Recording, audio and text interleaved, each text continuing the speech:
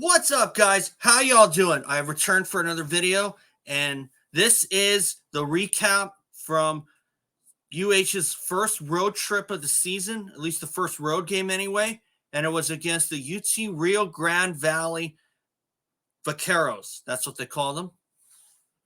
And I'm going to put up my banner here. That's right. They easily took care of business over the Vaqueros. And what was the final score there? It was 73. Wait, hold on. Let me see. It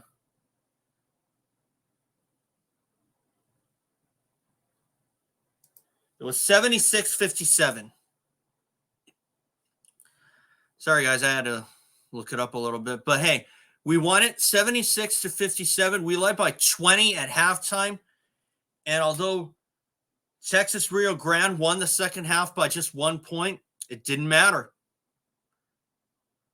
We ended up coming through the winners, and I thought that was a complete performance by the University of Hawaii. At least another complete performance anyway, next to the Niagara win. And I will say that Matthue Cotton is starting to show some more of his potential.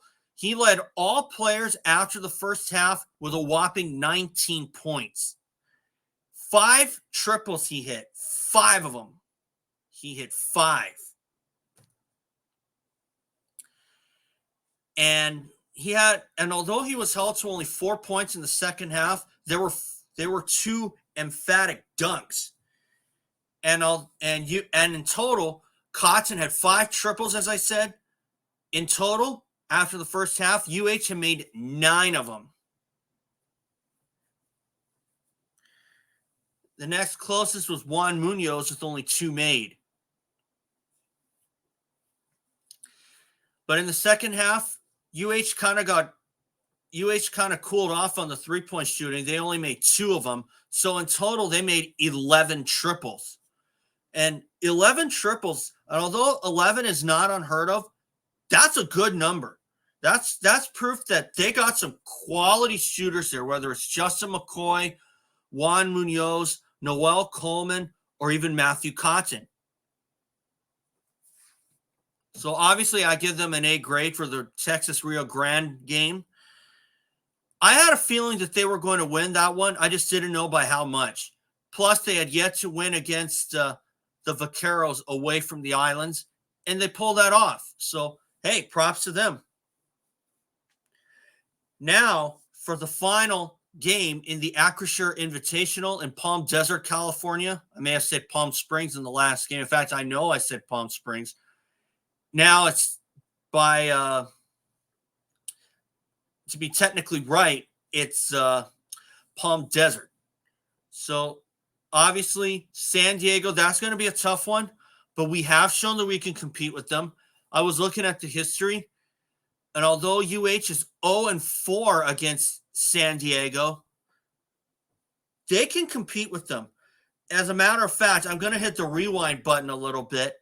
I was looking at the recap from the 2007 game in November. That was the start of the Bob Nash era following the retirement of Riley Wallace. And unfortunately, that ended in a loss by 1 possession where UH trailed the entire time until Jared Dillinger and Riley Lutgerode gave the Rainbow Warriors their only lead with over 28 seconds left. And unfortunately, they were unable to hold on for those last 28 seconds. And they ended up losing by a possession, 73-72.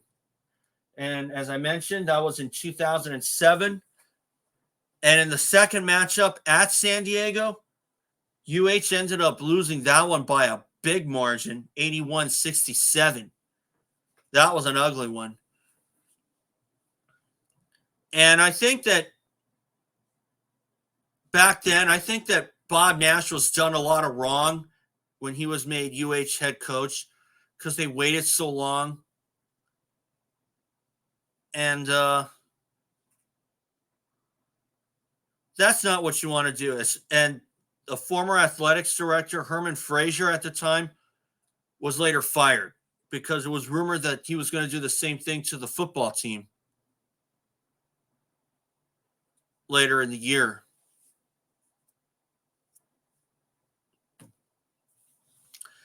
So, do I think they're going to win against San Diego? Yeah, I probably would put them for maybe 3-point favorites. But San Diego, make no mistake, they're a good team, and we're due for a win against them. This is our 5th time that we've met against them. But even if we lose, the 2020 hindsight, the real season begins at the end of December 30th. That's conference play. And I think UH has answered a lot of questions in regards to conference play. I think they can compete. Do I think they can win? Sure. They've proven that they can get good starts. They have proven that they can hold their position. They have proven they can shoot efficiently from 3-point range. And they're also proving that they got a good backcourt and a good front court with guys like Morsek and Harry Ruliadeff and Bernardo da Silva. Now, Bernardo did really good. He had double digits. I believe he had 14 in the win. But Matthue Cotton really showed me something. And he showed that he could be another example of Noah Allen, or maybe even when he was here. Because when conference play came around, Noah Allen proved that he was the points generator because he made a bunch of points, averaged 15 when Big West play came around. Or he could be another Bernardo da Silva in the Diamond Head Classic when Bernardo came through with a breakout game of his own and led everyone with 17 against UTEP. So I guess we'll see what happens. So I would pick UH as the winners by 3. If they can show me something against San Diego and get their first win over them by a convincing margin, I'll be very surprised. They did that against Niagara. They had never faced off against Niagara before. I had to pick them for 5-point favorites, UH, and they ended up winning by 19.